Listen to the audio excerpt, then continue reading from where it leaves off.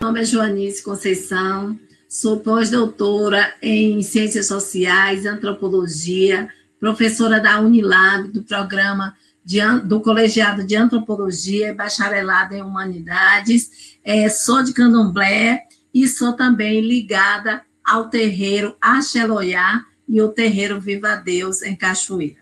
Sou baiana, já estou fora de... Meu nome é Joanice Conceição, né? Sou baiana, sou natural do Recôncavo da Bahia, já no finzinho, mais especificamente no Vale do Jiquiriçá, lá em Mutuípe, né, onde tem uma cachoeira. Estudei na UNEB, fiz graduação na UNEB. Da graduação, eu já fui direto para São Paulo. Por quê? Porque eu fiz pedagogia, porque meio que minha família disse, olha, a gente que está pagando não vai desperdiçar o dinheiro, não. Vai ter que terminar. Então, eu terminei, mas eu não queria fazer pedagogia. Então, aí eu fui para São Paulo para fazer pós-graduação. Eu sempre soube que eu iria fazer mestrado e doutorado. Já com uns 15 anos, eu queria ser Glória Maria. Né? Eu fiz o mestrado sobre a Irmandade da Boa Morte, discutindo o poder das mulheres, né? Então, o título do meu trabalho é Mulheres do Partido Alto, Elegância, Fé e Poder, um estudo de caso sobre a Irmandade da Boa Morte. E aí eu fiz o mestrado, fui bem sucedida, aí levei um tempo no grupo de estudos, por isso que é importante o grupo, porque te segura também e não faz você se perder, né? Então, eu terminei em 2004, e aí só entrei no doutorado em 2007. Mas nesse interim eu fiquei tanto no grupo de pesquisa quanto participando de congresso e fazendo coisas, né? Escrevendo artigo e tal. Publiquei livro também. E aí, aí eu fiz a pesquisa do doutorado. Aí eu já não fiz só sobre... Era muito importante eu continuar falando sobre as mulheres da Boa Morte. E aí eu fui fazer o doutorado de sanduíche em Portugal, e quando eu cheguei já na ilha, né, no culto de Baba Egum, porque no final da minha dissertação, em conversa com Gaia Luísa, que é de Cachoeira, ela tinha dado uma pista maravilhosa para que eu seguisse pesquisando a questão da morte, porque eu estudo tudo isso que eu falei dentro dos aspectos das religiões de matriz africana e especialmente no que diz respeito aos ritos mortuários. Então, eu discuto a questão de gênero dentro dos ritos mortuários. Então, o papel da mulher, o papel do homem dentro disso, porque as desigualdades de gênero, raça e classe, e aí essa coisa está tudo casada, interseccionada, elas não se separam, né? As opressões, elas se juntam para poder ainda piorar a questão da violência. Então, não tem como você discutir mulher negra, por exemplo, sem falar de opressão de classe, porque, na maioria das vezes, nós, mulheres negras, pertencemos a uma classe pobre, né? Não é de baixo, é pobre. Então, a questão de gênero e classe está ali. E aí, se a gente olha para um universo maior, a gente vai perceber que é muito, muito difícil de escolar. E quando eu falo de Baba Egum, eu estou falando de um espírito que já viveu na Terra e que foi divinizado por meio dos processos ritualísticos, né? Por meio dos rituais.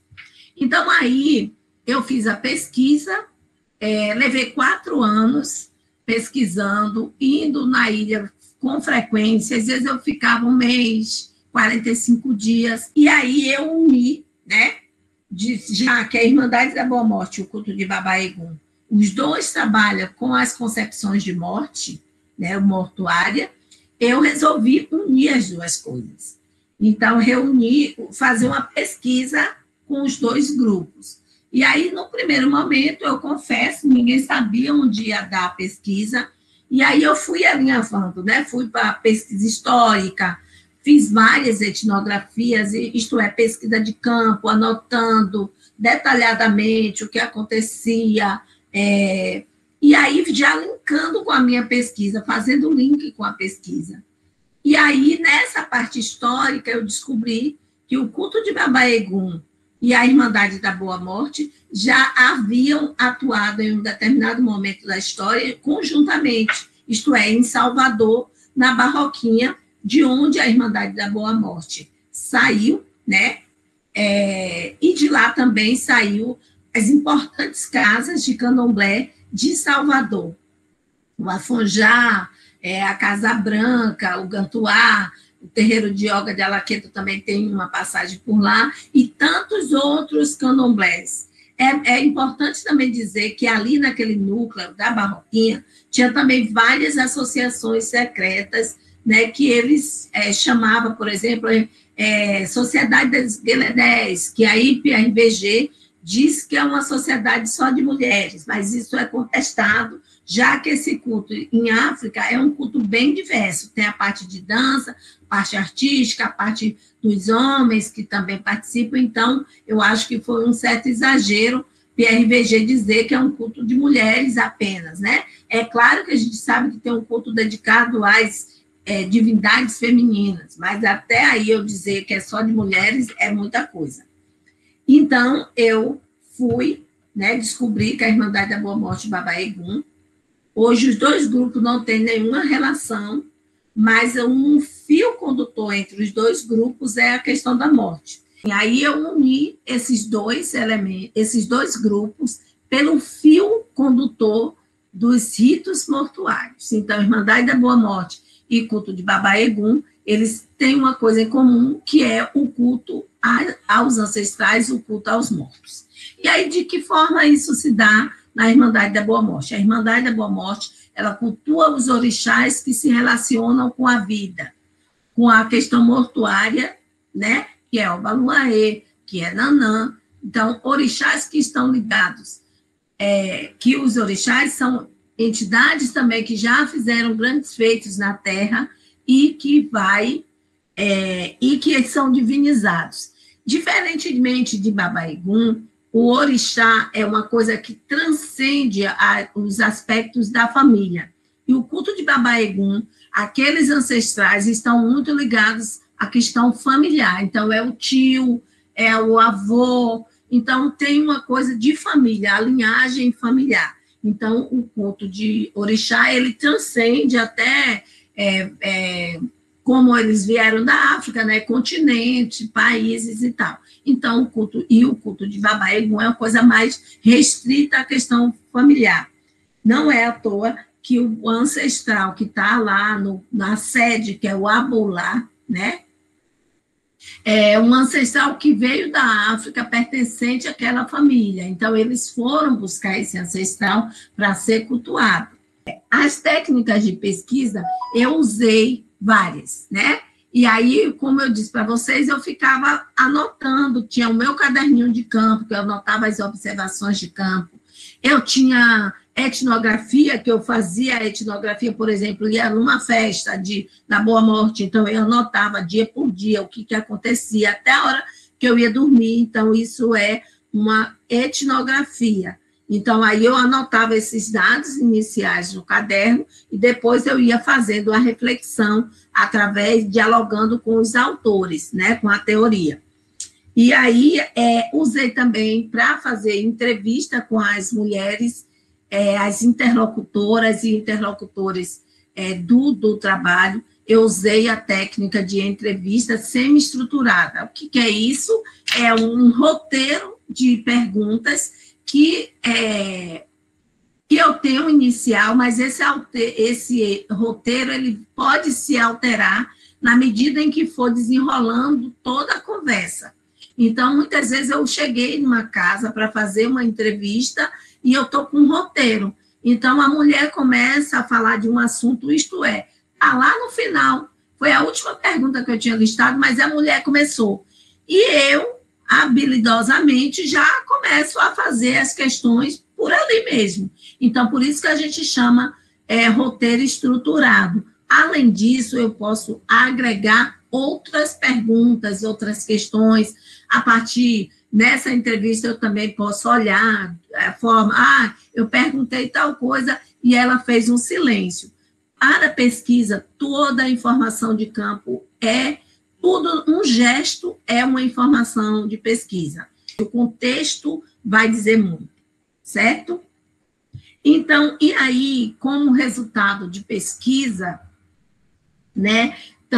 Aí eu estou falando mais do meu doutorado, como resultado de pesquisa, eu vi que não havia o que a sociedade eurocêntrica faz conosco, que é colocar homens e mulheres em campos antagônicos, em campos opostos. Mas no culto de Baba Egum, e tanto na Irmandade da Boa Morte, que se afirma, né, uma irmandade só de mulheres, e de fato mas isso não exclui que os homens também tenham alguma participação.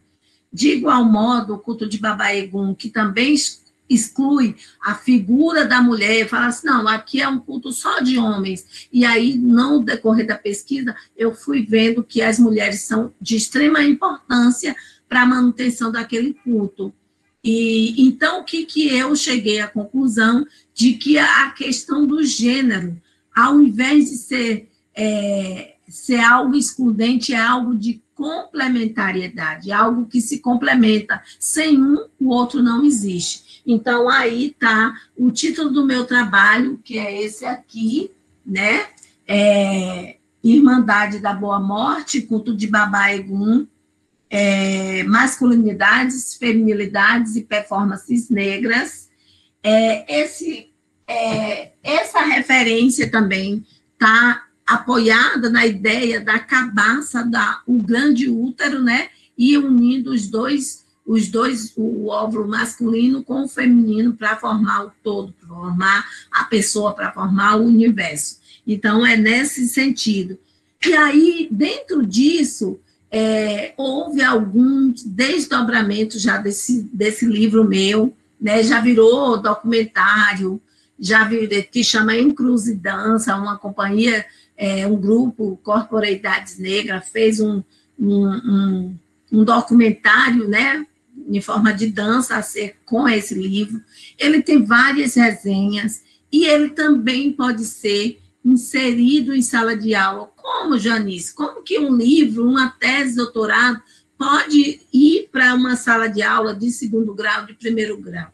Primeiro, as comunidades, os grupos que eu estudo são grupos que têm suas bases assentadas na ancestralidade africana. E aí, por falar em ancestralidade africana, eu estou a me referir de um dos valores civilizatórios africanos, que é a ancestralidade, o respeito aos mais velhos, o respeito àqueles que vieram antes de nós. E aí tem um símbolo adinkra, que chama Sankofa, que é o pássaro que olha para trás para seguir à frente. Então, fazendo referência a esses e a essas que vieram antes. Então, nesse sentido, tanto a discussão de gênero que eu trago, dos gêneros, né, que está descolada dessa ideia de binária que está no corpo, né, que a masculinidade que só pode estar no homem e a feminilidade que só está nas mulheres, isso tanto dentro das religiões de matriz africana, em determinados momentos,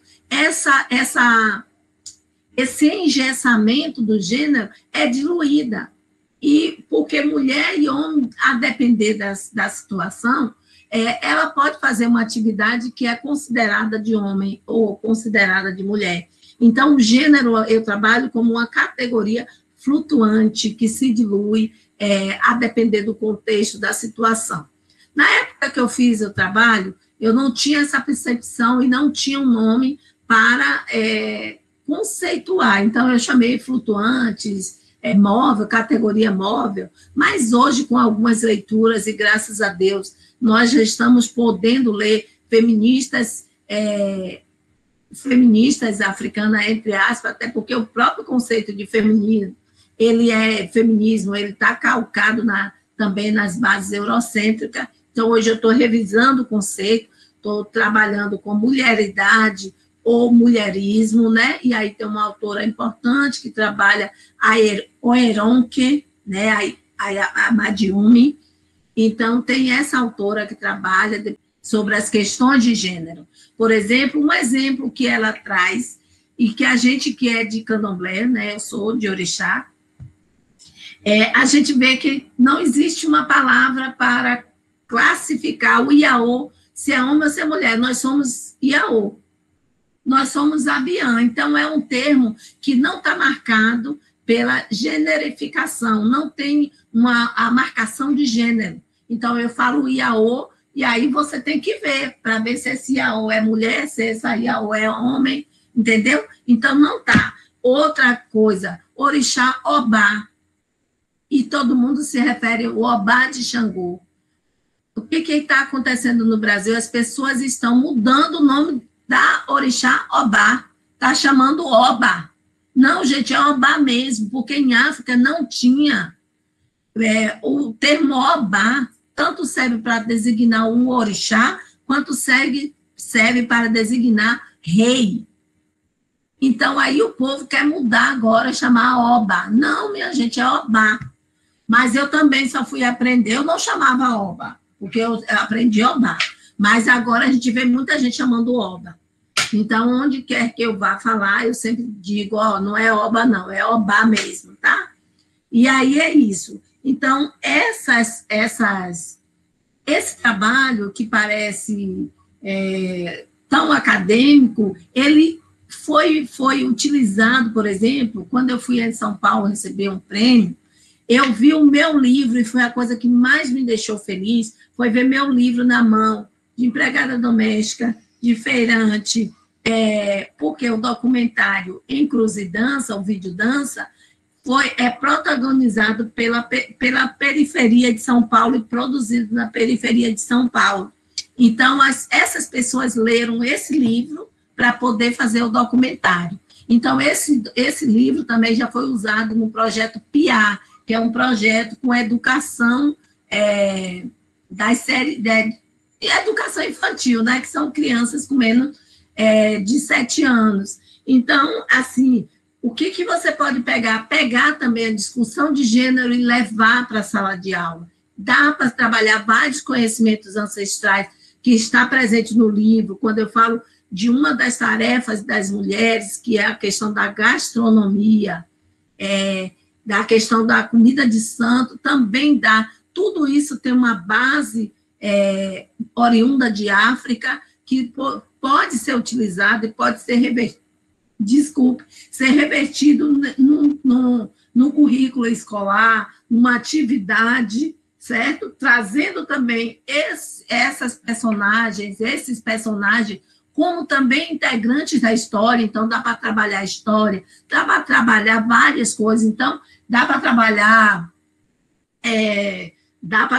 a questão da arquitetura e várias, como é a arquitetura. Então, aí tem várias coisas, falares e por aí vocês podem saber. A gente sabe também da importância do falar dentro das religiões de matriz africana, dentro da cosmovisão africana. A oralidade é o que nos trouxe até aqui, que nos fez também preservar muitas das coisas que a gente trabalha hoje, seja em sala de aula, seja nossas vivências, nossas corporeidades. Então, vale lembrar que essas pessoas, os nossos ancestrais, chegaram aqui sem nada, só com a memória e o corpo, e eles fizeram uma revolução, e é por isso que a gente está hoje na universidade, como aluna, como professora, como pesquisadora, e a gente tem que agradecer aos nossos e nossas que vieram antes, como um pássaro sankofa, olhando sempre para trás, para a gente firmar o pé e caminhar. É isso, muito, muito obrigada. É sempre um prazer falar dessa pesquisa. Foi uma pesquisa que eu fiz, eu acho que já falei, foi toda baseada, então foi feito ebó, foi feito vários ebós pedindo permissão. Então, é um trabalho também todo trabalhado, né? Então, assim, não discuto a questão da pureza, porque um trabalho como esse não dá. Então, na minha banca de defesa, perguntaram, quem está falando? É a Iaô ou é a antropóloga? Eu falei, Você quer quem que fale primeiro? Porque as duas estão aí nesse trabalho. Então, eu falei, não tenho. Então, eu não posso me despir da minha condição hoje de EBOME e da minha condição de antropóloga. Eu não, quando entro no terreiro, por mais que eu queira, antropóloga entra também. Quando eu estou na pesquisa, a filha de santo entra também.